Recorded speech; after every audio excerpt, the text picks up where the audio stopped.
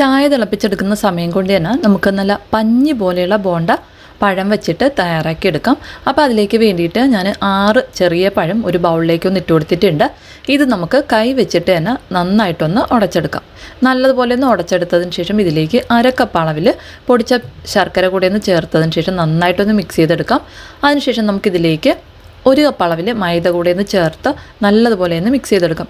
നമ്മളിതിലേക്ക് ഒട്ടും തന്നെ വെള്ളം ചേർക്കേണ്ട ആവശ്യമില്ല. ഈ ഒരു പഴത്തിൻ്റെ നനവിൽ തന്നെ ഒന്ന് കുഴച്ചെടുത്താൽ മതിയാവും.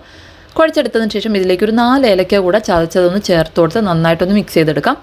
അതിനുശേഷം നമുക്ക് കൈ ഒരല്പം വെള്ളത്തിലൊന്ന് നനച്ചതിന് ശേഷം കുറേശ്ശെയായിട്ട് മാവെടുത്ത് നല്ല തിളച്ച എണ്ണയിലേക്കിട്ട് ഒന്ന് ഫ്രൈ ചെയ്തെടുക്കാം. ആവശ്യത്തിനുള്ള മാവൊക്കെ ഒന്ന് ഇട്ട് കഴിഞ്ഞ് ഒരു 30 സെക്കൻഡിന് ശേഷം നമുക്കിത് ഇളക്കി ഒന്ന് ഫ്രൈ ചെയ്തെടുക്കാം.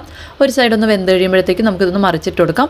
എല്ലാ സൈഡും നല്ലതുപോലെ ഒന്ന് വെന്ത് നല്ലൊരു ബ്രൗൺ കളറായി വരുന്ന സമയത്ത് നമുക്ക് എണ്ണയിൽ നിന്ന് കോരി മാറ്റാവുന്നതാണ്. ഇതുപോലെ നമുക്ക് എല്ലാ മാവും ബോണ്ടയാക്കി ഒന്ന് റെഡിയാക്കി എടുക്കാം. അപ്പോൾ എന്തായാലും ഒന്ന് തയ്യാറാക്കി നോക്കുക. വീഡിയോ ഇഷ്ടപ്പെടുകയാണെങ്കിൽ ലൈക്ക് ചെയ്യാനും ഷെയർ ചെയ്യാനും മറക്കല്ലേ.